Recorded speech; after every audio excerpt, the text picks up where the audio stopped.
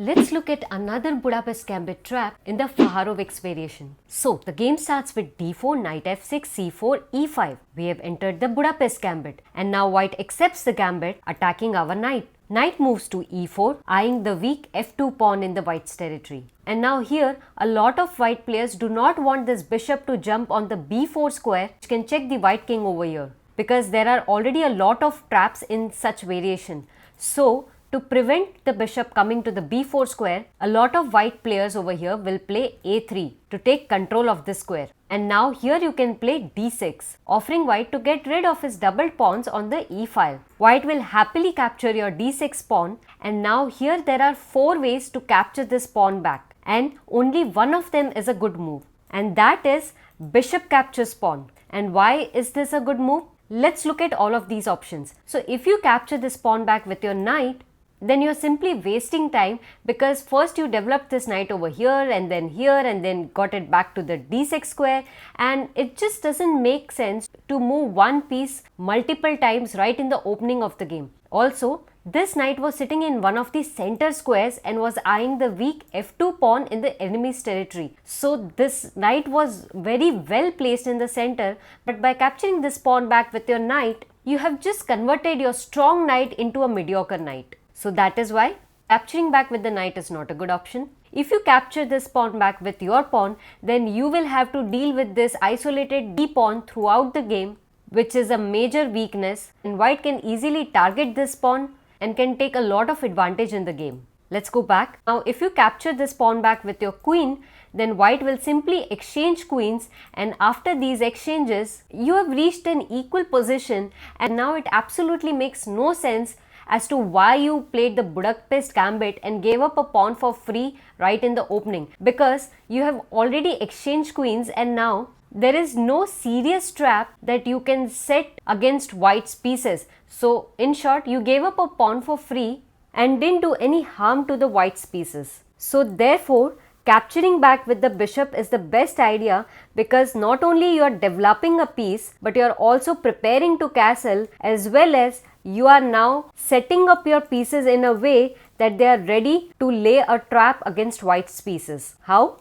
Let's see. Now here white plays knight to f3, which looks like a normal developing move controlling the center squares, but this is not a good move. Why? Because since black's pieces are more active in the game, black can now do a brilliant sacrifice, knight takes f2, forking white's pieces. If king captures the knight, but black can now play bishop g3 check, revealing a discovered attack against this white queen. The king cannot go back in order to defend this queen, so he has to capture the bishop back, and now the white queen is gone. And here we have reached a position that black is up in material by 3 points. White's king has lost the right to castle in the game. He has a double pawns over here, which is going to be a long-term weakness, and all of these things are enough to give black tremendous advantage and win this game easily. Let's go back. So let's assume over here that your opponent is smart enough and he doesn't capture this knight, but rather moves his queen to the d4 square, forking both of your pieces over here. Then what you should play? Well, you can simply gobble up this rook in the corner, and now if queen captures pawn, attacking your rook, then you can get your rook to the f8 square. It is protected by your king. And now here white cannot make the mistake of capturing this pawn over here, because if it does, then you can play bishop to c5. Not only preparing to get your knight to this square, but you are also threatening to checkmate white king by getting a bishop to this square. Notice the king would not be able to come over here because these squares are controlled by our queen. So it's a very good move that serves dual purpose. Queen will move to e4, checking our king. You can simply block the check by developing another bishop, that is bishop to e6. And now since white doesn't want your bishop to enter over here, so he will play bishop to e3, trying to block it and also attacking this bishop. But instead of capturing over here, you can simply develop another piece by playing knight to d7, while also providing defense to this bishop over here. White will play bishop captures bishop, you capture back with your knight, attacking white's queen, and now queen moves to e3, and now attacking this knight, queen moves to d6, protecting this knight, and now white will play b4, kicking this knight over here, But here white can simply castle queenside. Why? Because if pawn captures knight, then queen d1 would be a brutal checkmate. So therefore, white will first try to block this checkmate with the move knight b2 d2, and now you can get your knight back to the d7 square. White will play g3 in order to fianchetto his bishop on this long diagonal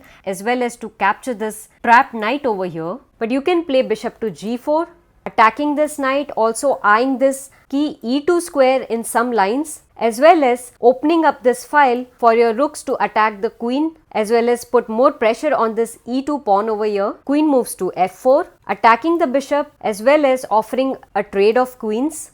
You can simply refuse to exchange queens by moving your queen to the g6 square and also providing defense to this attacked bishop. White will play bishop to g2, attacking your trapped knight. You really don't have to waste your time in grabbing this pawn over here before dying, because you have a better, stronger move over here, and that is rook f2 e8, activating your rook on the semi-open file where the opponent's king is sitting.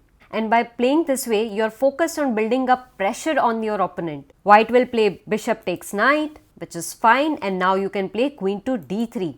White cannot make the mistake of capturing this bishop because queen takes e2 would be a checkmate. So therefore, king will move to f1, and now both this bishop as well as this queen are under attack. But instead of thinking on defensive lines over here, you can think and play on counter attacking lines, and that is rook takes e2, threatening to reveal a discovered attack on white's queen.